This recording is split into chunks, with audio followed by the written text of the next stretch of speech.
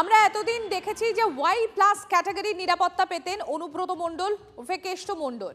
গতকাল রাত থেকে সমস্ত নিরাপত্তা তুলে নেওয়া হলো। এখন থেকে একজনই নিরাপত্তা রক্ষী থাকবেন কেষ্ট মণ্ডলের সঙ্গে।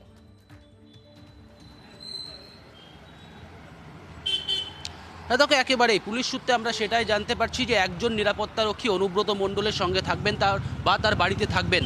এতদিন আমরা যেটা দেখে অভ্যস্ত হয়েছি, গত 15 বছর ধরে বলা যেতে পারে যে ওয়াই প্লাস ক্যাটাগরি নিরাপত্তা অনুব্রত মণ্ডলকে দেওয়া হতো, পাশাপাশি জেলা পুলিশের আরও নিরাপত্তা, অতিরিক্ত নিরাপত্তা দেওয়া হতো এবং সেই সমস্ত নিরাপত্তা কিন্তু তুলে নেওয়া হয়েছে। এই মুহূর্তে অনুব্রত মণ্ডলের বাড়িতে আমি রয়েছি। অনুব্রত মণ্ডলের বাড়ির ভেতরে ছবিটা দেখাবার চেষ্টা করব। সেখানে কিন্তু যেই 2-3জন করে পুলিশকর্মী বসে থাকতেন পুলিশের উর্দি পরে, সেই ছবি কিন্তু আর দেখা যাচ্ছে না।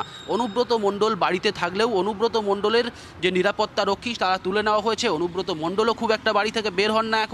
এখন দেখার বিষয় অনুব্রত মণ্ডলের নিরাপত্তা প্রত্যাহার করার পর তিনি আদৌ বাড়ি থেকে বের হন নাকি আগের মতো আবার যাতায়াত শুরু করবেন, সেটাও দেখার বিষয়। কারণ এই যে ছবিগুলো দেখতে পাচ্ছি আমরা অনুব্রত মণ্ডলের বাড়ির সামনের ছবি, এই জায়গাতে কিন্তু নিরাপত্তার কনভয় কিন্তু দাঁড়িয়ে থাকতো। অনুব্রত মণ্ডলের যারা ফ্যান ফলোয়ার্স, তৃণমূলের নেতা কর্মী, তারা সবসময় এসে ভিড় করতেন।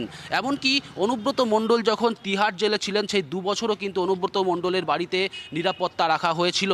অনুব্রত মণ্ডলের তিহার যাত্রা শেষ হওয়ার পর, তিহার থেকে ফেরার পরেই কিন্তু আবার আগের মতো ওয়াই প্লাস ক্যাটাগরি অনুব্রত মণ্ডলকে দেওয়া হয়েছিল।